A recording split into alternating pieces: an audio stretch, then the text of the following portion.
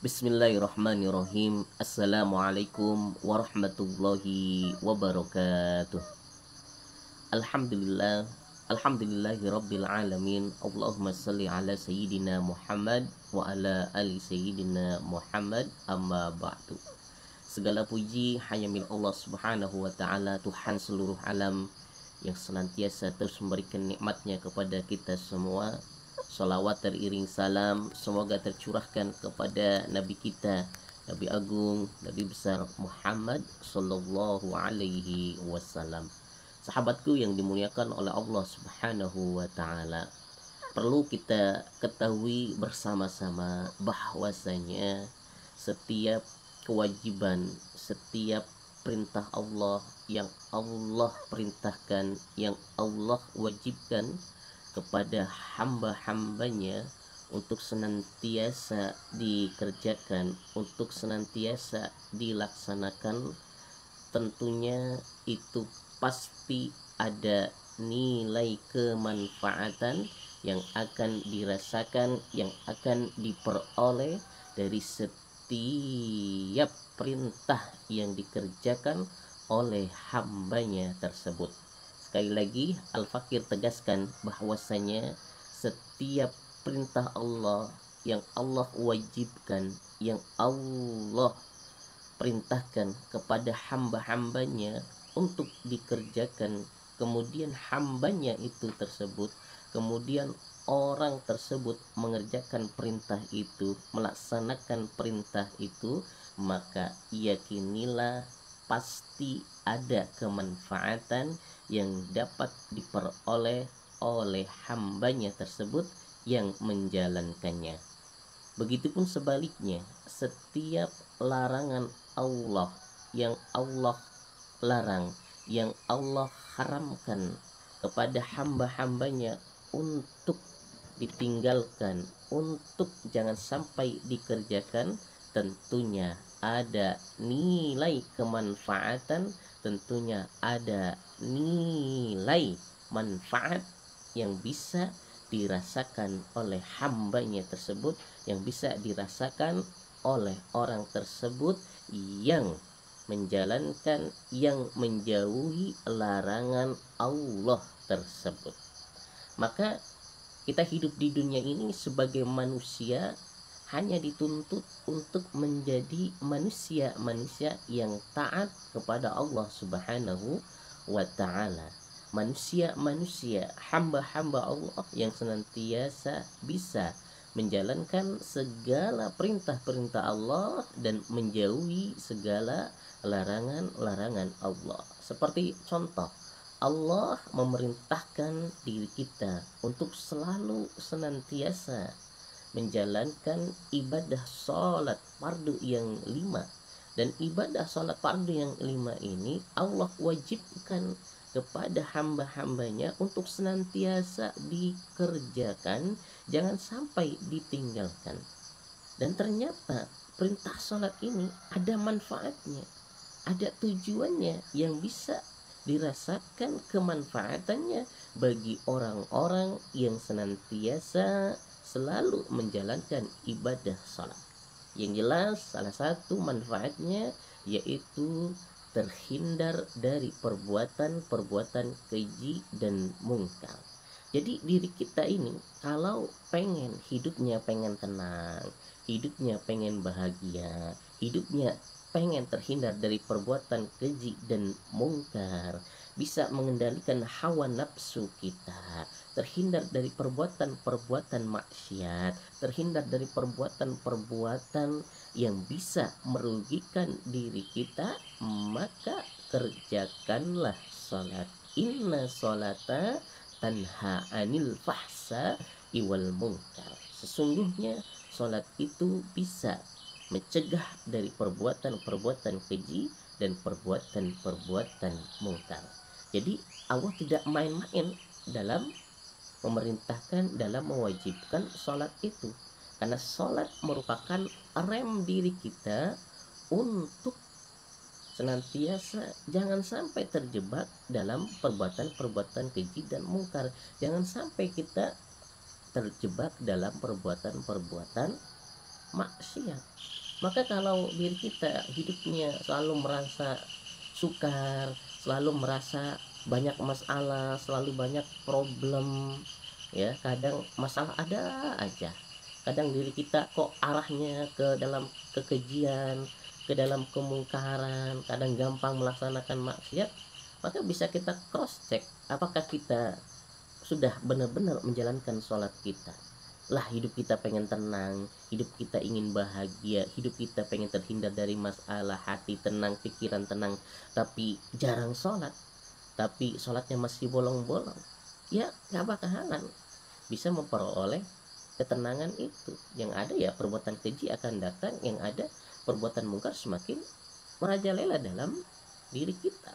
Karena kalau kita sudah bisa menikmati indahnya, nikmatnya sholat, itu maka hati kita akan tenang, akan tentrem. Bahkan kalau kita tidak belum bahkan kalau kita sendiri belum melaksanakan sholat, biasanya hati kita tidak tenang, pikiran kita gusar gelisah. Tapi ketika kita sholat, hati kita akan tenang. Jadi tidak ada sia-sia ya, Allah perintahkan kita untuk sholat. Kemudian ketika Allah perintahkan diri kita untuk berpuasa, itu juga ada manfaatnya. Manfaat bagi kita yang bisa menjalankan puasa, terutama puasa di bulan suci Ramadan yang Allah wajibkan kepada diri kita.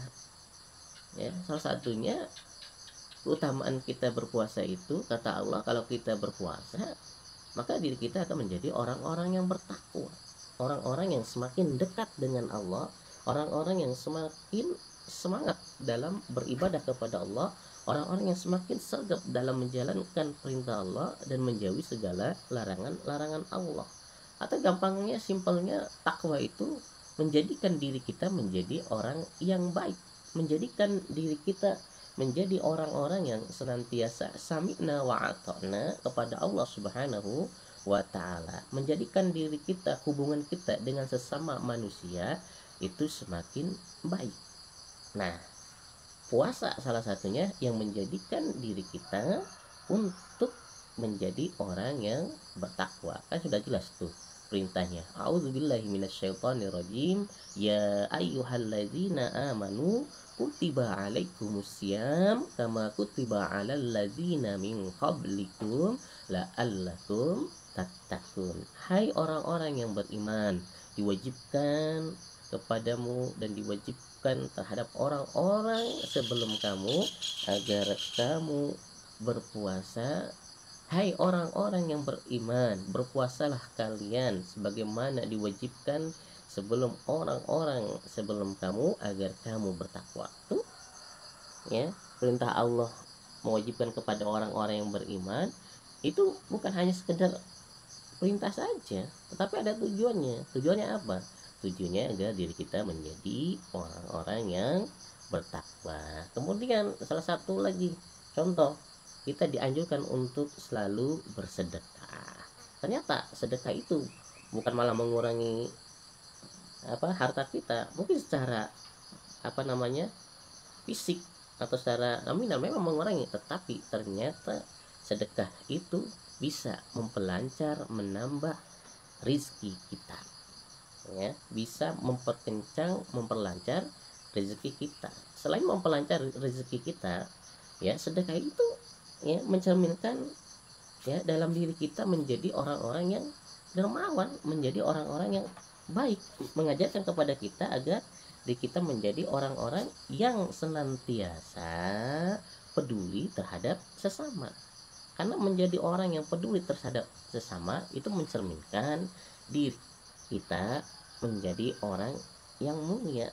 Peduli sesama cerminan hati yang mulia, itu sedekah. Jadi Allah memerintahkan kita sedekah itu ada manfaatnya. Satu, memperlancar rezeki kita. Artinya apa?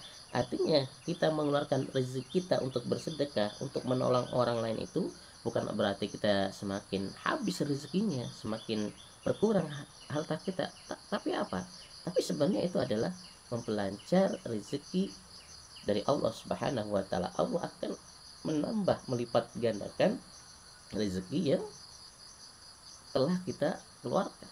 Kalau dari segi pahala, jelas kita dapat pahala dari Allah Subhanahu wa taala. Dan itu pun sama, akan membentuk karakter kepedulian, menjadi orang-orang yang dermawan, menjadi orang-orang yang senantiasa bisa peduli terhadap sesama. Maka yang paham tentang ilmu sedekah itu maka akan berlomba-lomba dalam bersedekah. Makanya ada istilah sedekah subuh, karena sedekah subuh itu bisa mempelancarkan rezeki, menenteramkan hati, memperluas hati, dan mencerminkan diri kita kepedulian terhadap sesama. Makanya ada istilah sedekah subuh, dan kita usahakan jangan sampai kita tidak bersedekah subuh. Kita biasakan sedekah subuh. Apa yang kita bisa ya sedekahkan.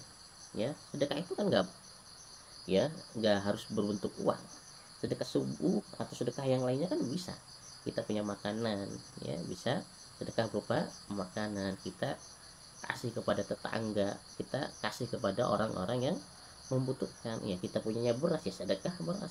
Kita punya makannya kecil, ya kita sedekah makanan kecil. Dan nominalnya nggak harus besar, ya punyanya 1.000 ya sedekah 1.000, punya 2.000 ya sedekah 1.000. Yang penting kita ikhlas, maka yakinilah Allah akan menerima sedekah kita. Allah akan memperlipat sedekah yang kita lakukan. La in syakartum la azidannakum wa la in kafartum inna adzabi lasadid. Sahabatku yang dimuliakan oleh Allah Subhanahu wa taala. Jadi sudah jelas ya bahwasanya setiap perintah Allah, setiap kewajiban yang Allah perintahkan kepada hamba-hambanya itu ada nilai plus, ada keutamaan, yang mana keutamaan itu manfaatnya bisa dirasakan kembali kepada hambanya yang mengerjakan perintah tersebut. Begitupun sebaliknya, setiap larangan-larangan Allah yang Allah larangkan kepada hamba-hambanya untuk jangan sampai dikerjakan, sebenarnya itu ada nilai manfaat, kemanfaatan yang bisa dirasakan manfaatnya kembali kepada hambanya yang senantiasa menjauhi larangan-larangan tersebut. Seperti contoh apa kita contohkan tadi kan sudah dibahas tuh, yang segala perintah Allah, sebagian perintah Allah kalau kita kerjakan ternyata ada manfaatnya. Ternyata manfaatnya itu buat diri kita, bukan buat Allah, tapi manfaatnya buat diri kita. Tentunya buat apa ya? Hidup kita agar bisa lebih baik lagi, agar diri kita menjadi orang-orang yang taat, agar diri kita menjadi orang-orang yang bertakwa.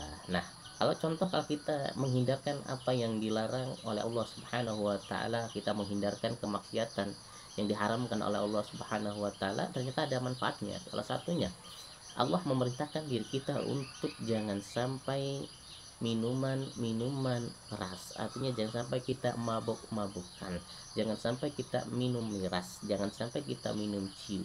Minum ciu itu haram hukumnya.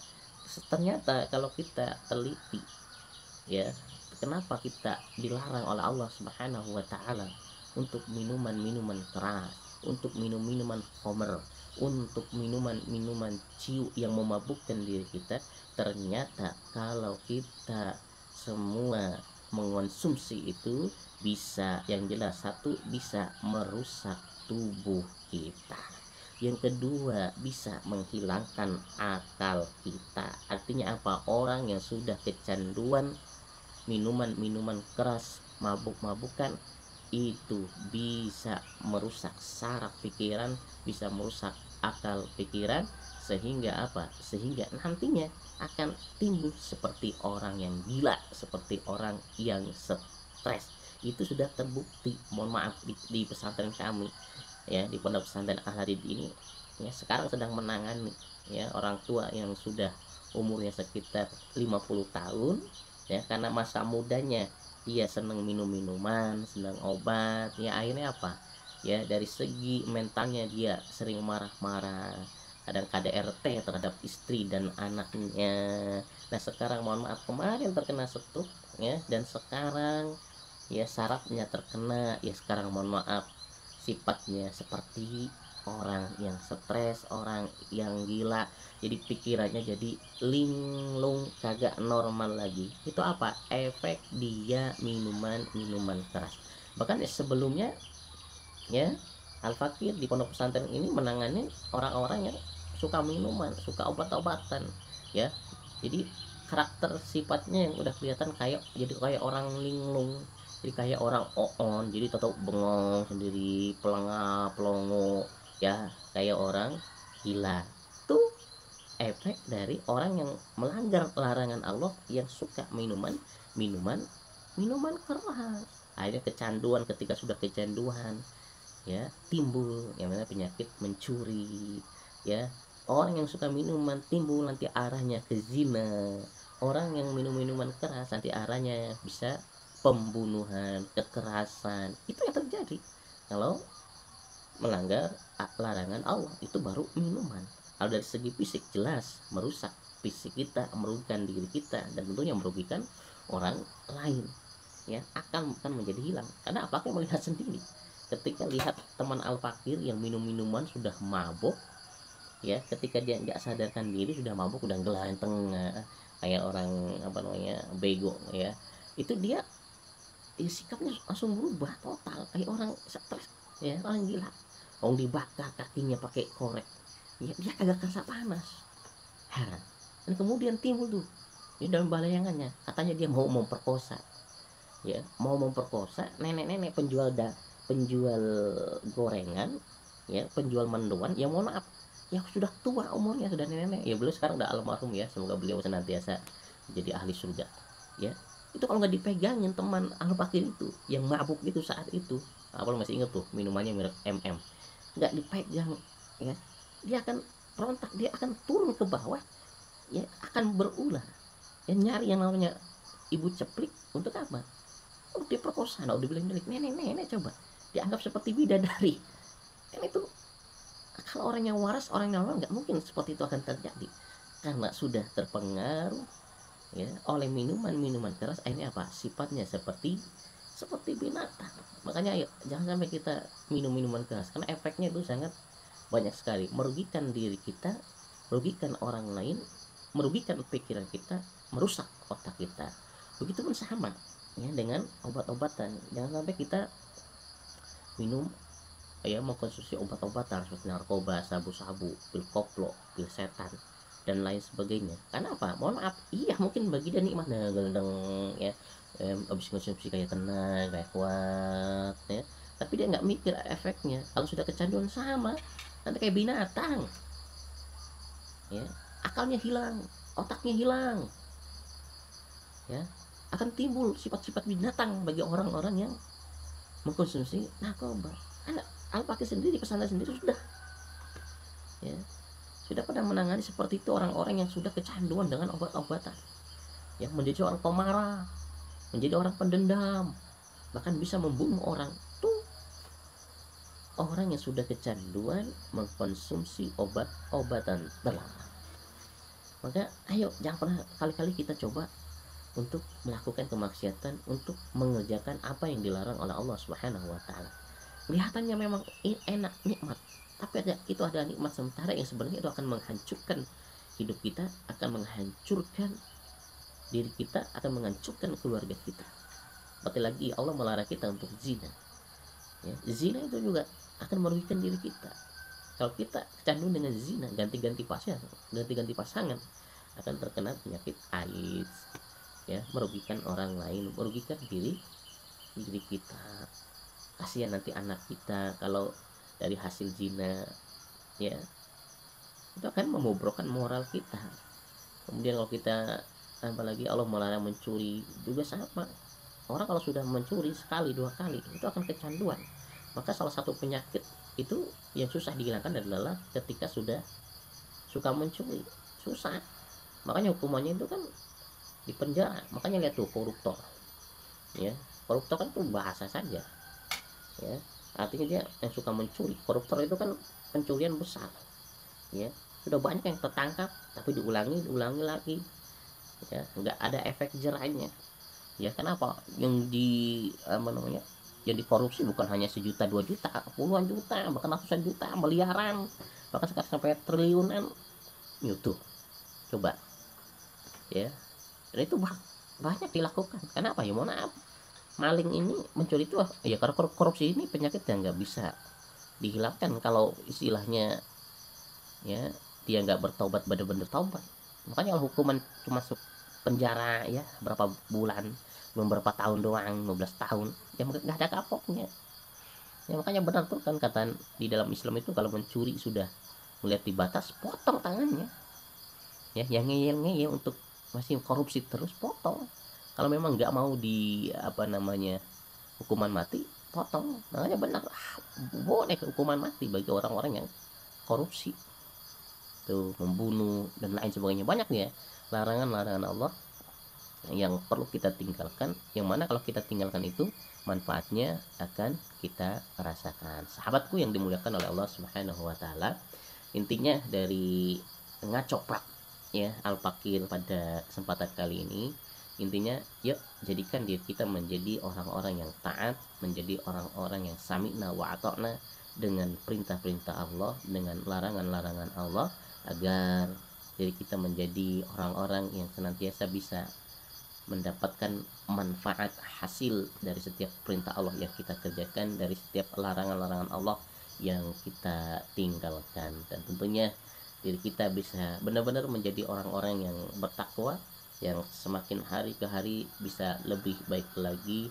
bisa lebih sempurna lagi. Itu yang kita harapkan. Intinya kita menjalankan perintah Allah, menjauhi segala larangan-larangan Allah, itu semata-mata agar diri kita menjadi orang-orang yang baik, menjadi orang-orang yang bertakwa, yang hidupnya bisa selamat di dunia, lebih-lebih selamat di akhirat nanti. Itu yang kita harapkan, hati tenang, pikiran tenang, hidup bahagia bersama keluarga kita, bersama saudara-saudara kita, bersama orang tua kita. Itu yang diharapkan oleh kita semua. Intinya kita menjalankan perintah Allah tidak ada ruginya. Kita menjauhi larangan-larangan Allah itu tidak ada ruginya. Yang ada adalah kemanfaatan yang dapat kita rasakan. Kemanfaatan yang dapat kita rasakan. Kebahagiaan, ketenangan hidup yang dapat kita rasakan, yang dapat kita peroleh. Maka yuk jauhi larangan Allah, jaga diri kita, kendalikan nafsu kita, kendalikan apa yang ada dalam diri kita. Insya Allah hidup kita akan selamat di dunia, lebih-lebih selamat di akhirat, bahagia di dunia, lebih-lebih bahagia di akhirat nanti. Dan kita semua akan dikumpulkan bersama para nabi, bersama para aulia, bersama para sahabat, bersama orang-orang saleh, bersama keluarga kita semuanya. Amin amin ya rabbal alamin. Subhanakallahumma wa bihamdika asyhadu an la ilaha illa anta astaghfiruka wa atubu ilaik. Afwan, wassalamualaikum warahmatullahi wabarakatuh.